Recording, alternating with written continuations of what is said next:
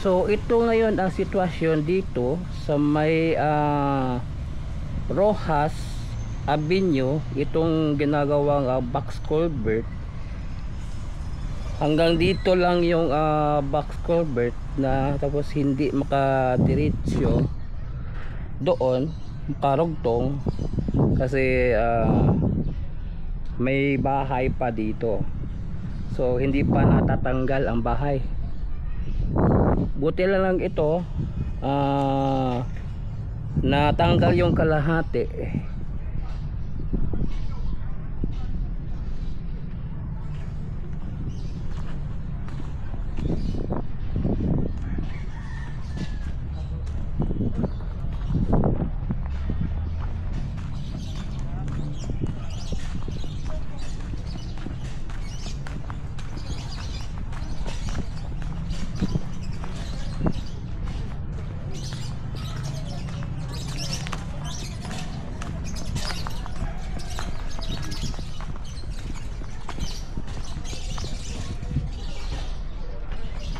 Dito is another box culvert ginagawa dito. So dandahan nila ginagawa yung box culvert hanggang makadugtong doon dito na banda. Meron pang bahay din dito nakaharang, then meron din doon.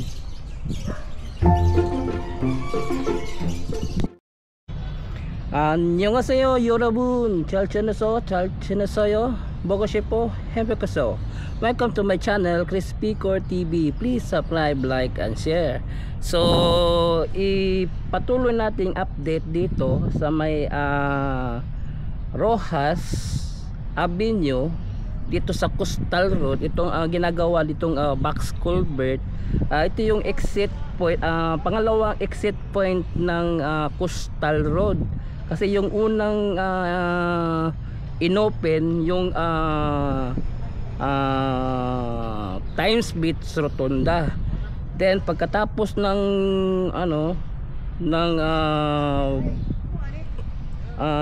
Bukana Bridge, ito na naman yung susunod na i-open para sa publiko. Pero tingnan natin ang sitwasyon dito. Tara, let's go.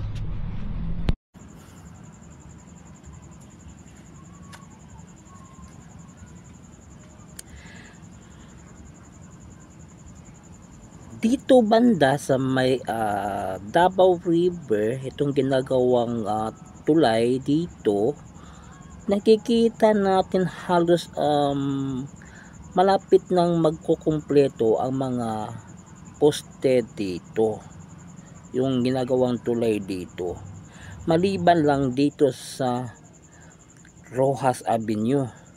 Tingnan nyo, ito natanggal ng kalahating bahay.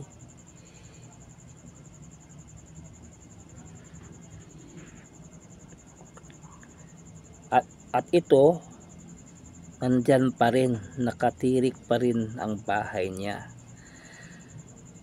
Ito ang isa dahilan kung bakit mabagal ang proyekto dito sa Rojas Avenue, Coastal Road.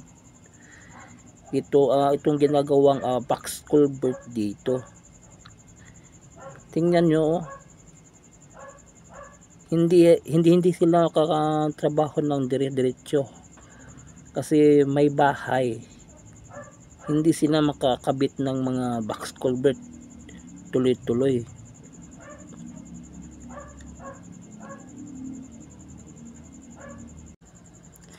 Mauuna pa matapos ang Davao River kaysa dito. At bakit? Tingnan nyo, kayo na po ang humusga.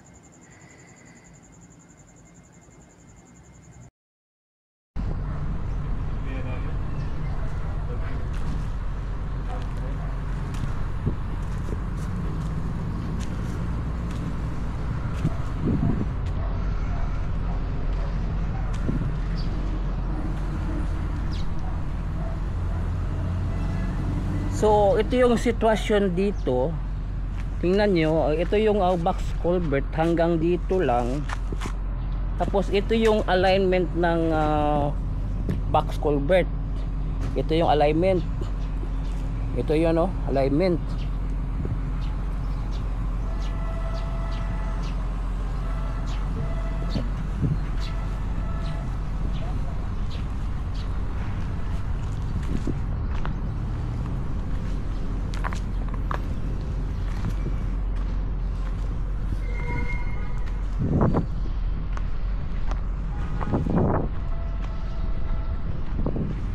So ang ginagawa ng mga high view dito is dandahan nila paggawa ng box culvert habang nandito pa yung bahay, pati yung sa kabila, pati doon sa dulo.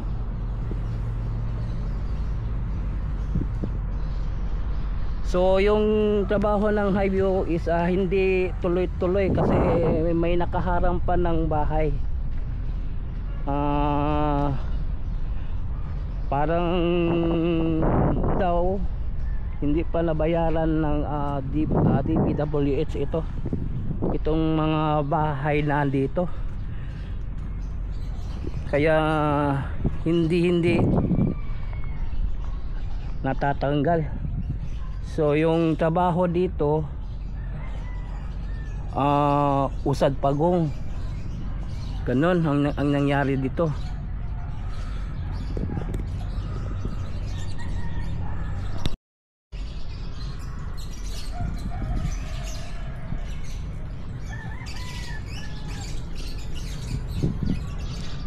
Pati dito banda ganun din ang sitwasyon, pero dito inumpisan ulit nila paggawa ng box culvert karugtong dito, pero putol-putol, hindi diretso-diretso.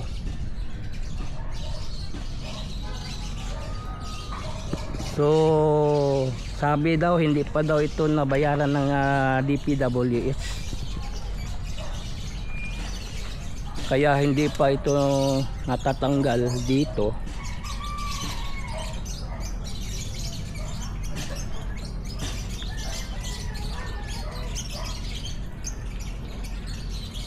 Sa palagay ko mauuna pa siguro yung Bukana, Davao River, yung ginagawang tulay dyan kaysa dito.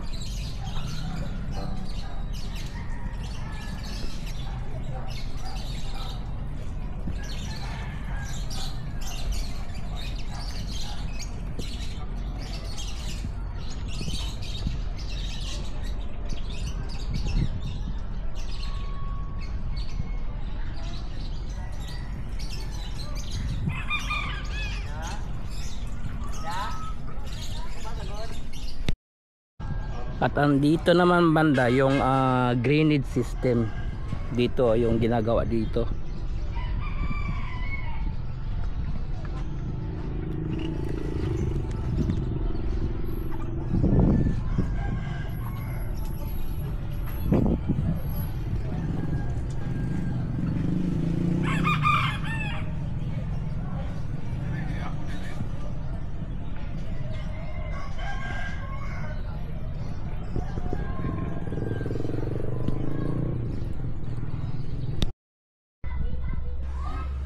At dito naman banda, besides dito sa Coastal Road, dito sinimulan ng paglagay ng bakod dito.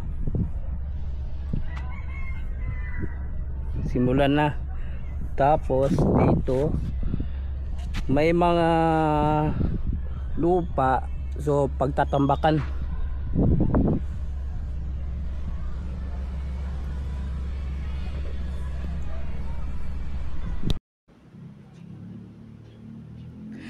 At dito, titingnan natin kung gaano kalapad yung gagawing kalsada dito.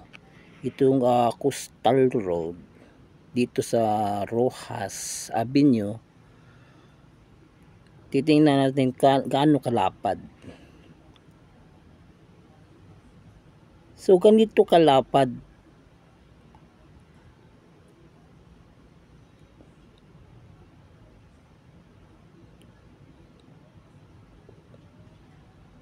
So ganito kalapad.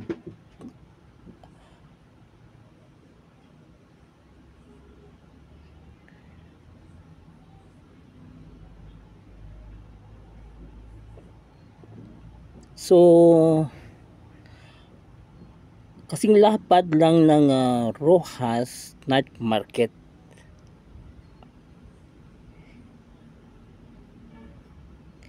Ito yung sukat.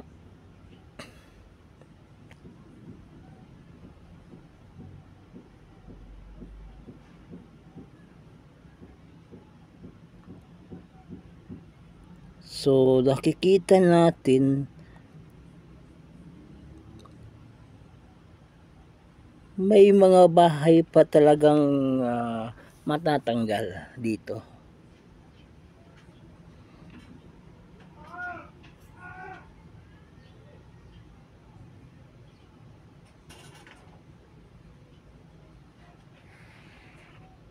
So yun, nakita natin ang sitwasyon dyan sa may Rojas Avenue, yung ginagawang box culvert. So yun, please subscribe to my channel Chris Picor TV. I-follow po lang ako ang Facebook page Chris Picor FB. So thank you for watching. Kamsahamnida. Annyeong and God bless you all.